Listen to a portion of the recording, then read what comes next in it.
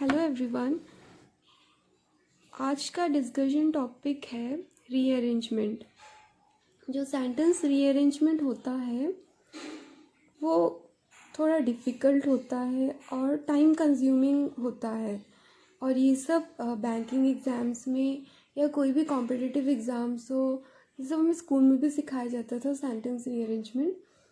But ये थोड़ा tough लगता है, टाइम कंज्यूमिंग है, इसलिए किसी किसी को टफ़ लगता है, बट इतना भी टफ़ नहीं है। तो इसमें हमें कुछ जंबल सेंटेंस दिए जाते हैं जिनको हमें रीअसेंबल करना पड़ता है, मतलब रीअसेंबल टू मेक सेंस। तो फिर इसके लिए मैं कुछ इम्पॉर्टेंट टिप्स, ट्रिक्स या शॉर्टकट्स भी हम कह सकते हैं जो मैं बताने जा रही हूँ। तो जब भी हम सेंटेंस रीअरेंजमेंट करते हैं तो जो फर्स्ट सेंटेंस होता है, फर्स्ट सेंटेंस हमेशा एक जनरल स्टेटमेंट होना चाहिए।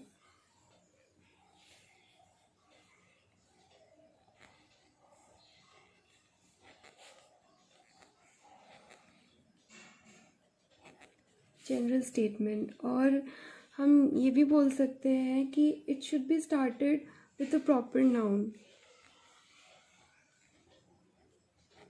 इट शुड बी स्टार्टेड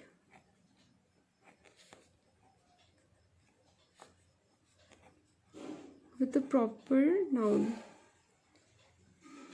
या फिर इट कैनॉट। और इसमें होता है, मेन है कि जो फर्स्ट सेंटेंस होता है वो हमेशा जनरल स्टेटमेंट होगा और वो हमेशा स्टार्ट होगा एक प्रॉपर नाउन से। It cannot be started with a pronoun.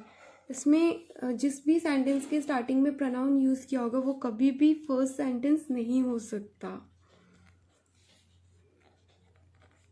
It cannot be started with the pronoun।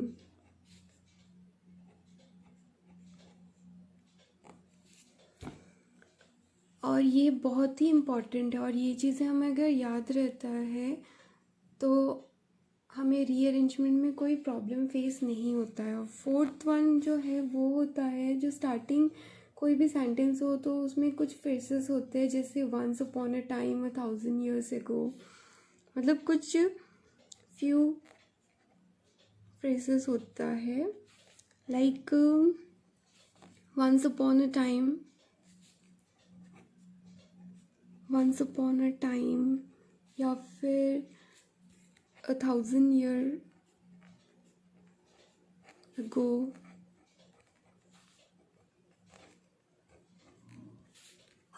ये होता है। तो फर्स्ट हमें देखना पड़ेगा कि कोई जो भी सेंटेंस है रीअरेंजमेंट में, फर्स्ट उसको जनरल स्टेटमेंट होना पड़ेगा और वो हमेशा प्रॉपर नाउन में होगा, और उसमें कभी भी प्रोनाउन अगर होगा ही शी तो कभी भी वो फर्स्ट स्टेटमेंट नहीं होगा। या फिर कभी कभी होता है जैसे फ्रेजेस होते हैं, जैसे once upon a time, 1000 years ago, ये होता है।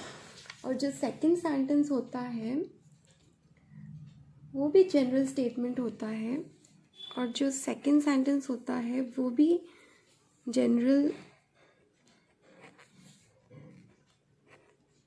स्टेटमेंट होता है। मैं लिख के बता रही हूँ, थोड़ा सा लिख के बता रही हूँ तो थोड़ा सा स्लो भी हो रहा है, लेकिन ये तब हम इसको याद भी रख सकते हैं, और लिख के पढ़ने से हमें याद रहता है, ऐसे मैंने सुना है, मेरे पापा कहते थे।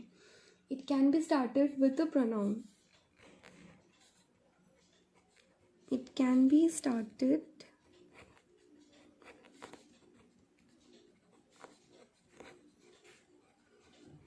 With the pronoun. मैंने ऐसे ही किया है, तो मेरा आज तक सेंटेंस रीअरेंजमेंट में मुझे फुल मार्क्स मिला है। तो जो थर्ड और जो फोर्थ स्टेटमेंट होता है उसमें अगर थर्ड में अगर कोई कॉज है, थर्ड अगर कॉज है तो जो फोर्थ होगा वो उसका इफ़ेक्ट होना पड़ेगा। या फिर अगर थर्ड में हमें अगर कोई प्रॉब्लम होगा तो फोर्थ सल्यूशन होगा।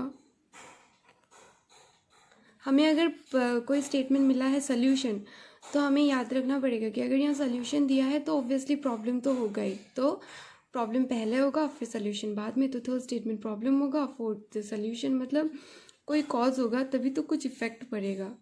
तो ये होता है थर्ड और फोर्थ स्टेटमेंट, मतलब लिंकिंग वर्ड्स है ये दो, कॉज इफेक्ट या प्रॉब्लम या सल्यूशन, इसको हम कहते हैं लिंकिंग वर्ड्स। और जो लास्ट स्टेटमेंट होता है, लास्ट सेंटेंस या स्टेटमेंट भी हम बोल सकते हैं, जो लास्ट सेंटेंस होता है वो स्टार्ट होगा जैसे however, lastly, finally, however, lastly या फाइनली या हेंस या देयरफॉर, ऐसे हो सकता है। इसके अलावा और भी हो सकता है, बट ये सेंटेंस मैक्सिमम रहता है। और या फिर उसमें कुछ फ्रेजेस रहते हैं, लाइक जैसे हैप्पीली एवर आफ्टर,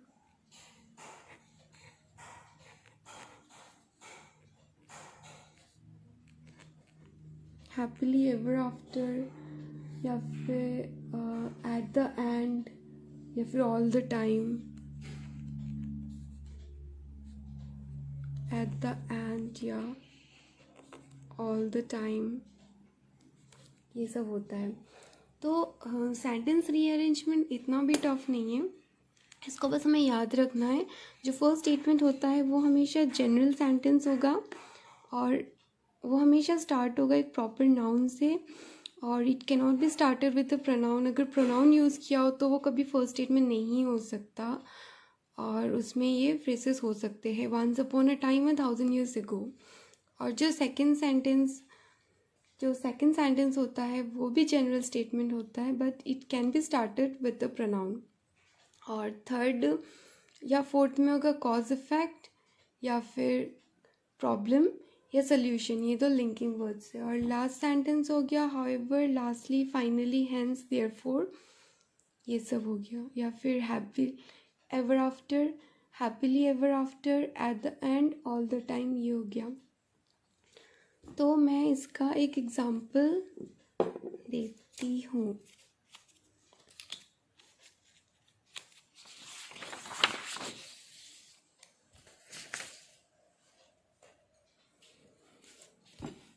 एग्जाम्पल में फर्स्ट मैंने लिखा है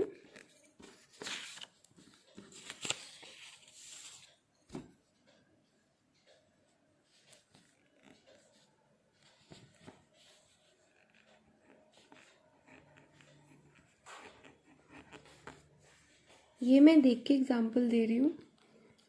she decided to go to the school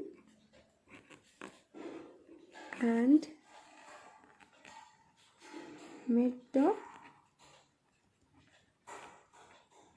principal। और बी सेंटेंस हमें दिया है suddenly she realized she had no money with her। और थर्ड दिया है by the time she reached there he had left the office। और fourth दिया है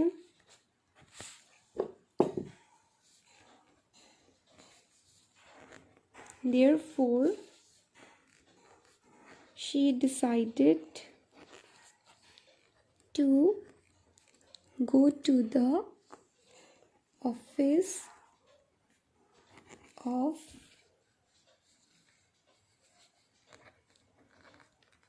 Ravi's father and get the money. और फिफ्थ दिया है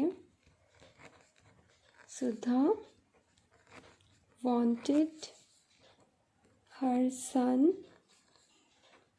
Ravi to get admission in a convent school. तो जैसे मैंने बताया था कि फर्स्ट स्टेटमेंट हमेशा प्रॉपर नाउन में होगा और वो जनरल स्टेटमेंट होगा. तो इसमें फर्स्ट स्टेटमेंट कौन सा हो सकता है? प्रॉपर नाउन में है ये वाला ई.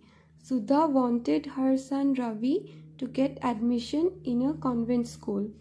तो ये फर्स्ट स्टेटमेंट हो सकता है ई हमारा.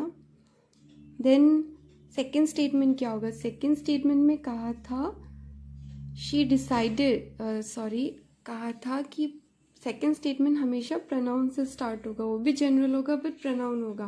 तो इसमें प्रोनाउन कहाँ आता है? ए में आता है. शी, सुधा की जगह यहाँ शी यूज़ किया है. She decided to go to the school and met the principal. तो ये हमारा सेकेंड स्टेटमेंट बन गया, सेकेंड सेंटेंस हो गया. उसके बाद थर्ड और फोर्थ में क्या था? लिंकिंग वर्ड्स थे. या तो कॉज होगा या इफेक्ट, या फिर प्रॉब्लम होगा या सोल्यूशन. तो suddenly she realise she had no money with her. उसने रियलाइज किया, किसने? सुधा ने रियलाइज किया कि सुधा के पास पैसे नहीं है. तो वो तो प्रॉब्लम हो गया. तो इसका सोल्यूशन क्या होगा? उसका सोल्यूशन तो by the time she reached there he had left the office. ये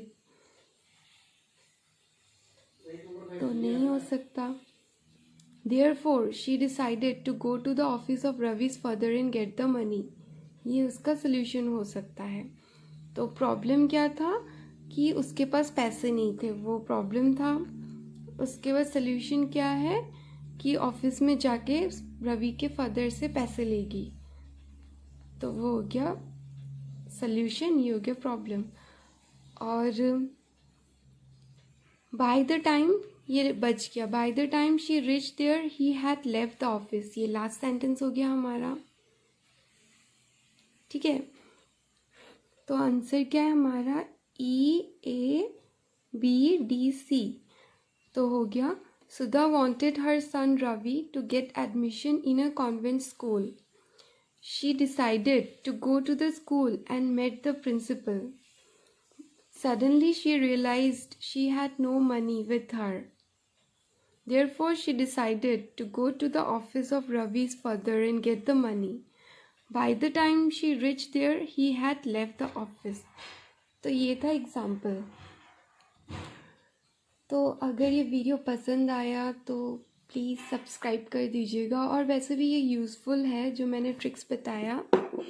इसको हमेशा याद रखना. इसको एक पेपर में नोट ही कर लेना कि रीअरेंजमेंट में हमेशा फर्स्ट स्टेटमेंट जनरल स्टेटमेंट होगा और वो हमेशा प्रॉपर नाउन से स्टार्ट होगा. कोई भी नाम हो या कुछ भी, मतलब प्रॉपर नाउन होना चाहिए. उसमें कभी प्रोनाउन यूज़ नहीं होगा. और उसमें ये फ्रेसेस हो सकते हैं वंस अपॉन अ टाइम या 1000 years ago. और सेकेंड स्टेटमेंट भी जनरल होगा बट वो हमेशा प्रोनाउन, उसमें प्रोनाउन होना चाहिए. It can be started with the pronoun. और थर्ड और फोर्थ तो लिंकिंग वर्ड्स से. अगर प्रॉब्लम है तो सोल्यूशन होगा, कॉज है तो इसका इफेक्ट होगा. और लास्ट सेंटेंस में however, lastly, finally, hence, therefore, ये सब हो सकता है. Few phrases like happily ever after, at the end, all the time. लेकिन आपने सोचा होगा देयरफॉर है, देयरफॉर तो लास्ट में होना चाहिए. बट इसमें देयरफॉर लास्ट में नहीं होगा क्योंकि देयरफॉर जो है वो सोल्यूशन था. जब सुधा ने सडनली रियलाइज किया कि उसके पास पैसे नहीं थे तो उसके पास सोल्यूशन क्या था? कि रवि के फादर के ऑफिस जाके पैसे लेना. तो ये प्रॉब्लम था, ये सोल्यूशन हो गया. और फाइनली क्या हुआ? By the time she reached there he had left the office. ये लास्ट सेंटेंस हो गया. तो आंसर है हमारा EABDC. तो thanks for watching. Thank you.